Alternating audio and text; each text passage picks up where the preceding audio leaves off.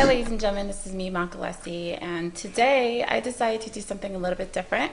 I had a couple of people ask me, since I did a video about the difference between Lucifer and Satan, they kind of asked me what my thoughts were about Jesus Christ. And I thought it was only fair that I actually do a video because I know if I did one representation, it's only fair for me to do the opposite. Now, I'm going to be honest with you guys, I kind of did not want to do this video because I know it's very controversial and a lot of people are very passionate about the subject. So let me just tell everyone, when I give you these videos, you don't have to necessarily believe everything I have to say.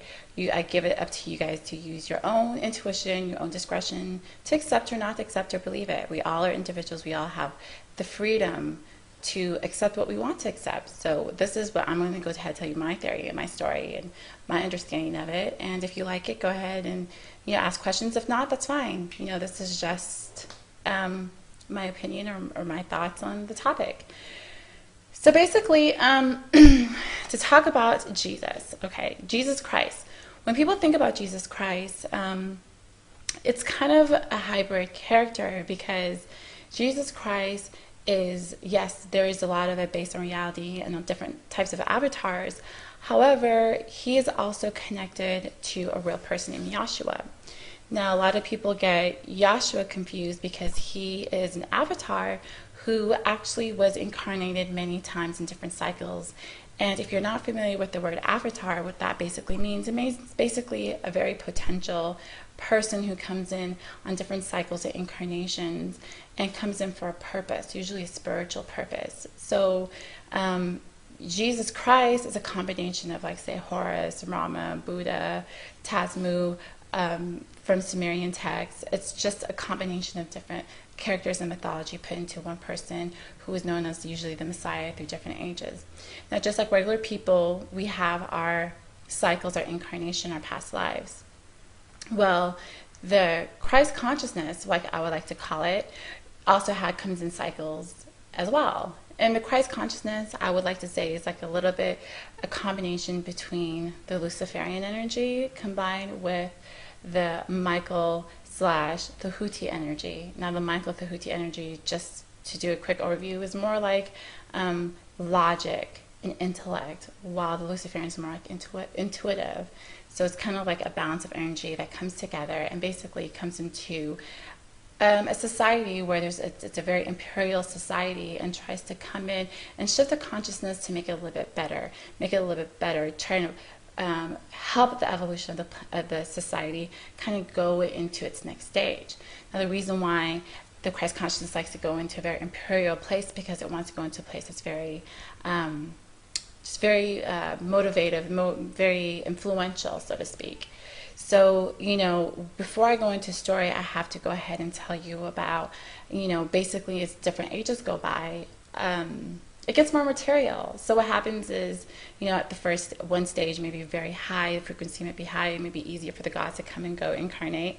But as time goes, it gets a lot more denser. And when it gets a lot more denser, it gets a lot more material.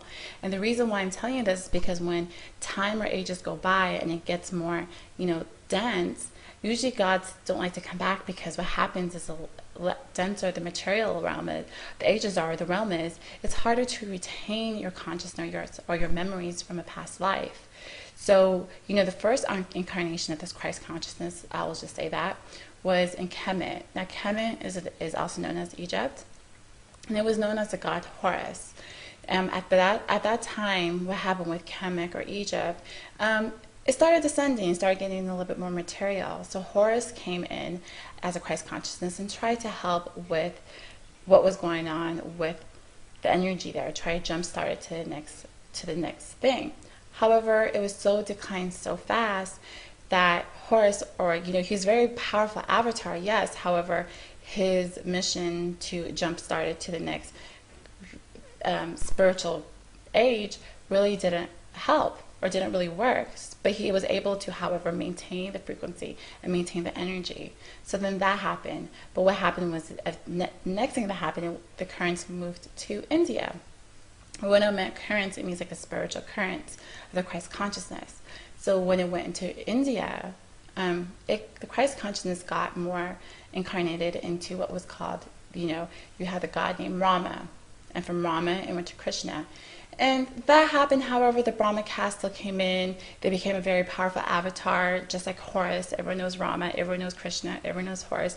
However, the mission of raising a consciousness and jump-starting it to the next age didn't really happen as well. So although they were very powerful spiritual teachers, the Christ consciousness didn't really fulfill his plan like he wanted to.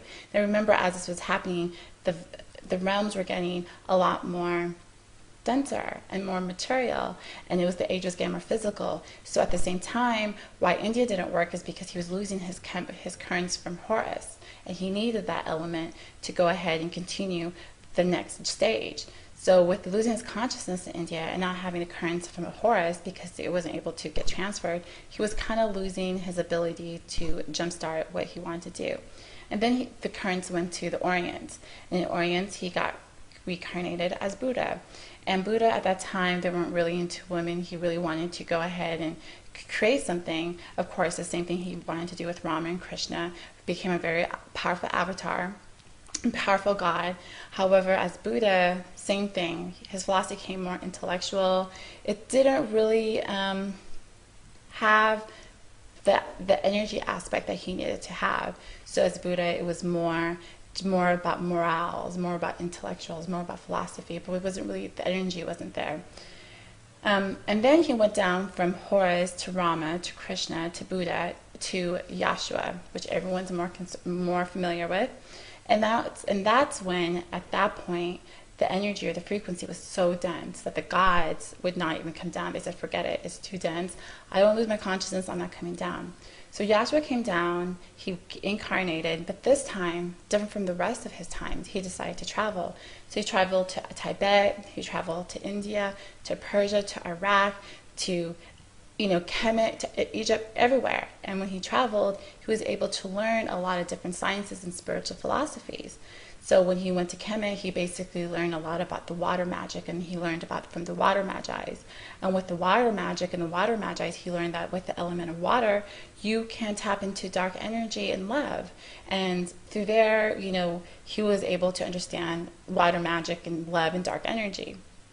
And then also he went to India and learned from the Siddhas and met up with Babaji. And from there, he learned how to work with energy, and he also learned how to, connect to tantric energies and tantric spirituality.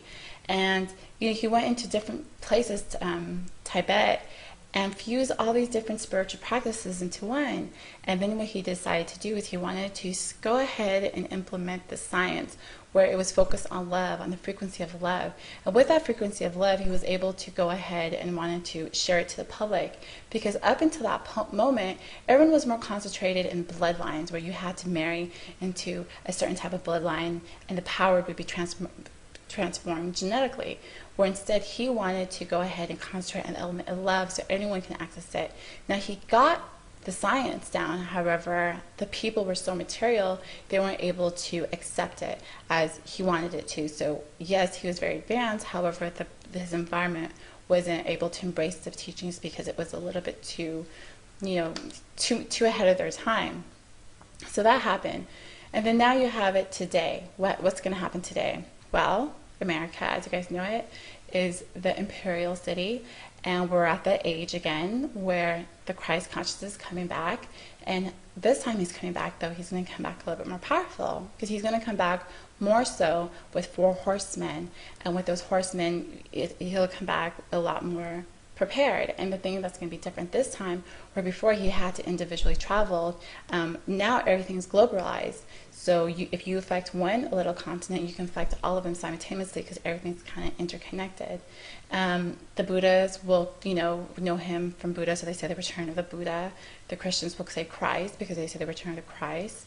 Where, the Hindu, they say the return of the Kalki and the 4 horsemen.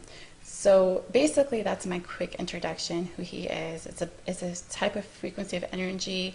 People say Jesus Christ, which is a hybrid of mythology and reality, basically concentrated more on Yeshua, who has an incarnation, comes in here for a purpose of transforming and changing the consciousness, changing the frequency, changing and making things shift into the next degree. Originally as Horus, from Horus the currents went to India, became Rama and Krishna. From there, he was missing the Kemet frequency, went to Orient. It was more intellectual morale, went to Yeshua. He was able to restart that frequency because he went to Kemet and learned from them and understand all of the different science, was able to fuse all the spirituality together, come up with a new philosophy of love to erase the bloodlines, and although they weren't prepared. So now we're trying to, he's probably going to come over one more time. He's going to come and try to do it all over again with some help. So that is my quick introduction to the Christ, and I hope that makes sense. And like I said, this is just my understanding of it, of what I believe, and I will let you go ahead and see you in my next video.